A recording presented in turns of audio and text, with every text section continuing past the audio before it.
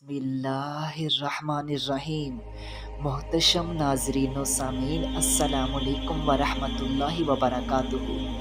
नाजरीन कराम, every Friday आप हमारे चैनल पर तफसीरुल कुरान सुनते हैं। अल्लाह ताला के फजलो करम से हमने सूरह बकरा की फर्स्ट 177 आयात पर बात कर ली थी, और आज की इस एपिसोड में हम सूरह बकरा के वर्स नंबर 178 और 179 का एक अहम मौजू डिस्कस करेंगे। आप सबसे गुजारिश है कि वीडियो को आखिर तक ज़रूर देखिए, और हमारा पैगाम पसंद आए तो अपनी सोसाइटी के दीगर लोगों तक भी शेयर कीजिए और इस कार खैर में हमारा साथ दीजिए। तो आइए बिना टाइम वेस्ट किए अपने इस मुनफरिद से मौजू की जानिब बढ़ते हैं। नाजरीन कराम, सबसे पहले बात की जाए आयत नंबर 178 की, तो इसकी तफसीर, इसका मफहूम, इसकी एक्सप्लेनेशन कुछ इस तरह से है कि जैसा कि आप जानते हैं कि ज़माना जाहिलियत में कोई रूल्स, कोई लॉज, कोई कवानीन वगैरह नहीं थे। इसलिए जो उनके स्ट्रॉन्ग, जो पावरफुल कबीले, जो पावरफुल ट्राइब्स होते थे, वो जो कमज़ोर कबीले होते थे उन पर हर तरह के जिस तरह वो चाहते जुल्म व सितम करते थे। उनमें से एक जुल्म की शक्ल तो ये थी कि किसी ताकतवर कबीले का, किसी पावरफुल ट्राइब का अगर कोई मर्द कत्ल हो जाता तो वो सिर्फ उस शख्स के कत्ल के बदले फिर जिस कबीले ने कत्ल किया होता, उस कबीले के में कातिल के बजाय वो कबीले के दूसरे भी कई मर्दों को, कातिल के अलावा दूसरे कई मर्दों को भी मार देते थे। बल्कि बसा औकात तो यूँ होता कि पूरे पूरे ट्राइब को, पूरे पूरे कबीले को ही मार दिया जाता था। और इसके अलावा उनके यहाँ यूँ होता कि अगर कोई औरत किसी मर्द को कत्ल कर रही है तो वो औरत के बदले मर्द को कत्ल कर देते थे। अब ग़ुलाम हो तो ग़ुलाम के बदले वो आज़ाद को कत्ल करते थे।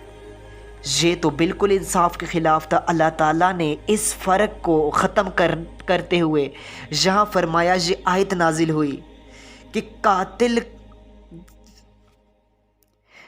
जो शख्स भी कातिल होगा, कसास में, लॉ ऑफ रिवेंज में, बदले में उसी को कत्ल किया जाएगा जो कातिल होगा, ना कि किसी दूसरे शख्स को।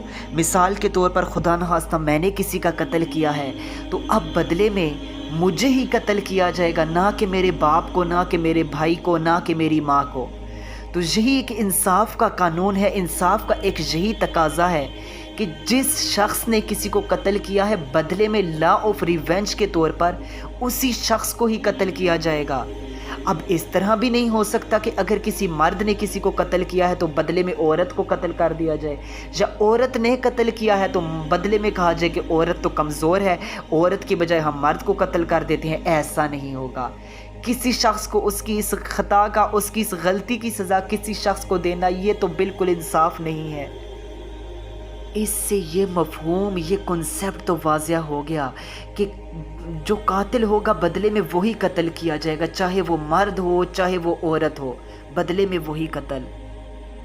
नाज़रीन कराम, अब ये सुनकर जहन में ये सवाल पैदा होता है कि अगर किसी शख्स ने किसी को कत्ल किया है तो अब कोई माफ़ी की सूरत है कि बदले में उसे कत्ल ना किया जाए, बदले में लॉ ऑफ रिवेंज को इम्प्लीमेंट ना किया जाए, उसे कत्ल ना किया जाए, उसकी माफ़ी की कोई सूरत है? तो इसी आयत में, इसी वर्स में, कुरान करीम में इस बात को भी बखूबी अच्छे तरीके से बयान कर दिया गया है, वाज़िया तौर पर बयान कर दिया गया है। हाँ, उसकी माफ़ी की तो दो सूरतें हो सकती हैं।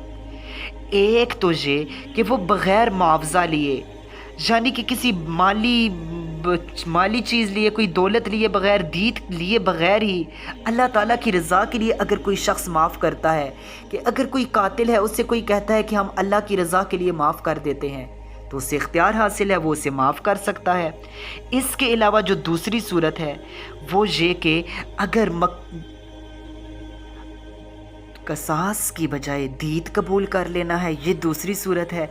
यानी कि जो कातिल है वो पैसे, यानी कि एक दीत का जो एक प्रोसेस है, एक सिस्टम है, दीत के ज़रिए से उसकी बख्शिश हो सकती है, उसकी माफ़ी हो सकती है, कि वो कत्ल से बच सकता है। वो एक अमाउंट देगा, वो मकतूल के लवाहिकीन जो मकतूल होंगे उनके यहाँ वो एक अमाउंट देगा जिसे दीत कहा जाता है। اور جو طالب دید ہے وہ بھلائی کا اتباع کرے۔ اور اس کے بعد قاتل کو بھی کہا جا رہا ہے کہ بغیر تنگ کیے اچھے طریقے سے دید کی ادائیگی کرے۔ اولیاء مقتول نے اس کی جان بخشی کر کے اس پر بہت احسان کیا ہے، اس کا بدلہ احسان کے ساتھ ہی دے۔ ناظرین اکرام، یہ جو پورا ایک سسٹم ہے، جو پورا ایک سنیریو، پورا ایک پروسیجر ہے، یعنی کہ قصاص، معافی اور دید، یہ تینوں صورتیں اللہ تعالیٰ کی طرف سے خاص طور پر ہمارے لیے ہیں۔ ورنہ اگر آپ دوسری شریعت کا، دوسرے مذاہب کا اگر ان کی سٹڈی آپ کرتے ہیں تو آپ دیکھتے ہیں کہ جودھزم میں، یہودیت میں نہ تو قصاص تھا، نہ معافی تھی، اور نہ ہی کوئی دید کا کانسیپٹ تھا۔ اور اس کے علاوہ اگر آپ بائبل میں اگر آپ کرسچینٹی کی سٹڈی کرتے ہیں تو آپ کو معلوم ہوگا کہ صرف معافی ہی معافی تھی، یعنی کہ نہ ادھر دید کا کوئی سسٹم تھا، نہ ادھر کوئی قصاص کا، لا آف ریونج کا سسٹم تھا، بلکہ اس میں صرف معافی تھی۔ اور یہی معافی کا جو قانون ہے، اسے ہی آج استعمال کر کے کرسچن ورلڈ جو ہے، بالخصوص مغربی دنیا، ویسٹرن ورلڈ، اسلام کے خلاف کرٹیسائز کرتی ہے کہ اسلام کی جو لاز ہیں، جو اسلام کی سزائیں ہیں، وہ بہت بیربیرک ہیں، بہت سخت قسم کی ہیں۔ اسلام میں جو سزائیں ہیں معاذ اللہ وہ وحشیانہ قسم کی ہیں۔ ہمارا جو مذہب ہے کرسچینٹی، وہ تو ہمیں معاف کرنے کی دعوت دے رہا ہے۔ نہیں نہیں، ادھر میں ان کا بھی جواب دیتا ہوں، ویسٹرن ورلڈ کا بھی جواب دیتا ہوں۔ اب دیکھیں، مثال کے طور پر اگر کسی شخص نے کسی شخص کا قتل کرنا ہے، کسی شخص نے کسی شخص کا قتل کرنا ہے، تو اگر اس معاشرے میں، اس سوسائٹی میں قصاص کا جو قانون ہے وہ نافذ ہے، وہ امپلیمنٹ ہے، اس پر عمل کیا جا رہا ہے، اب جو شخص قتل کرنے جا رہا ہے اس کے ذہن میں 100 بار کیا 1,00,000 بار یہ خیال آئے گا کہ میں اس شخص کو قتل کروں گا، اس کے بعد میرا کیا انجام ہوگا، قصاص کے طور پہ، لا آف ریونج کے طور پر مجھے بھی قتل کر دیا جائے گا۔ تو یوں سے اپنی جان کا بھی خطرہ ہوگا، یوں وہ کسی بے حق جان کو، کسی بے گناہ جان کو قتل کرنے سے پہلے وہ سوچے گا، اور یوں ایک قیمتی جان ضائع ہونے سے بچ جائے گی۔